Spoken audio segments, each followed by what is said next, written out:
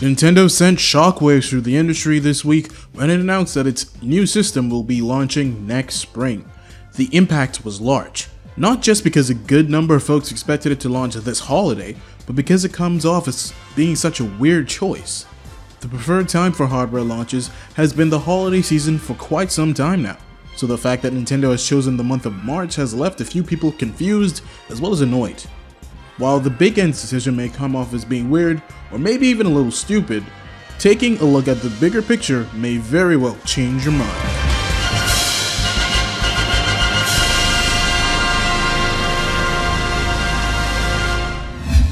The first positive factor to consider is the fact that while the NX will be missing this year's holiday rush, it's not the first device to do so. Apple, Samsung, and various other mobile giants tend to release their devices around the springtime as well.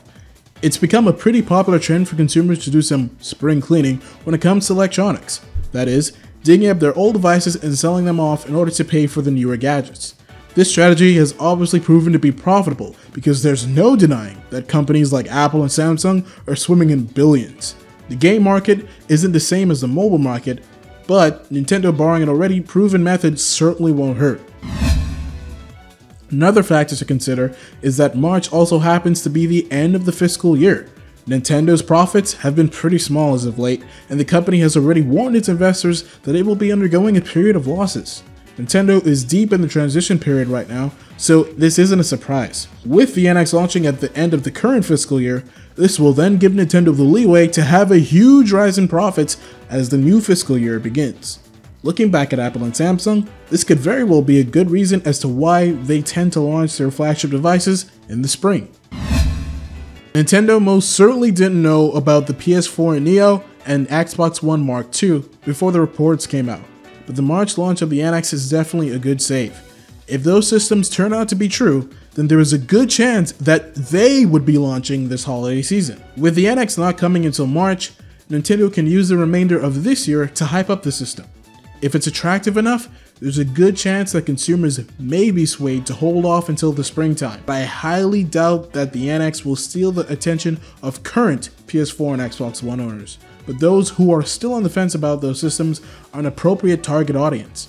If their upgraded editions are real, then there will be 3 new systems, all possibly being similarly priced, meaning that the battle is going to be a matter of who can flaunt their feathers the most in order to capture customers.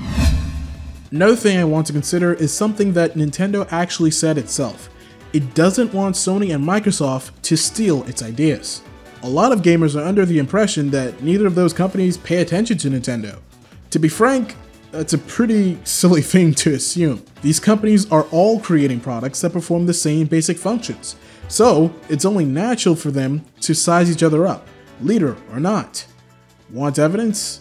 Just look at recent history. PS3 and 360 ended up becoming gradually more similar to each other as time went on, and the PS4 and Xbox One were practically birthed as fraternal twins.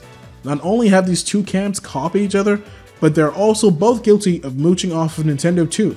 Towards the end of the Wii's life, we saw the release of the Xbox 360's Kinect and the PlayStation 3's Move. Then again, shortly after Nintendo announced the Wii U, Sony started an advertising campaign which boasted the second screen capabilities of the PS Vita, which complemented the PS3.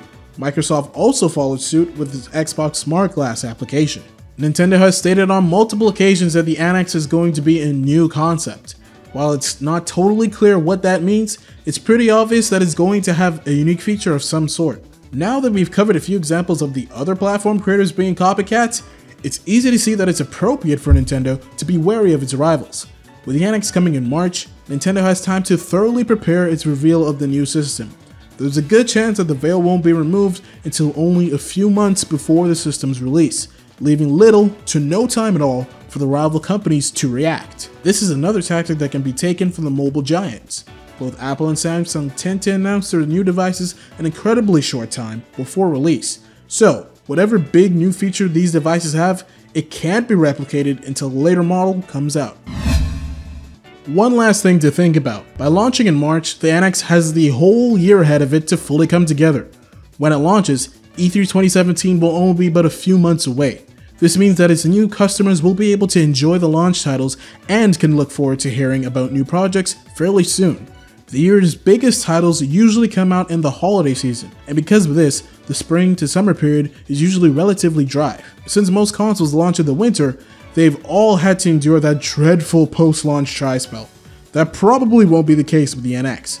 Seeing that it's coming out at the tail end of the usual drought period, there's a decent chance the games will be coming out consistently throughout the rest of the year, leading up to the hyperactive holiday season. That's really good. So with all things said, Nintendo's new strategy may come off as being absurd, but in the grand scheme of things is actually not half bad. The big problem with this is that there's still almost a full year left before the system is released. In the meantime, Nintendo isn't really paying much attention to anything else outside of mobile and 3DS. Wii U owners are going to have to endure a long drought before the big transition, leaving the gates open for many to leave and possibly not return. Nintendo is going to have to do some serious convincing in order to keep hope alive. While I understand their decision to not show the system off at E3 due to the long gap between the event and the console's release, the fact that it looks like they're coming to the event this year almost completely empty-handed is just disheartening.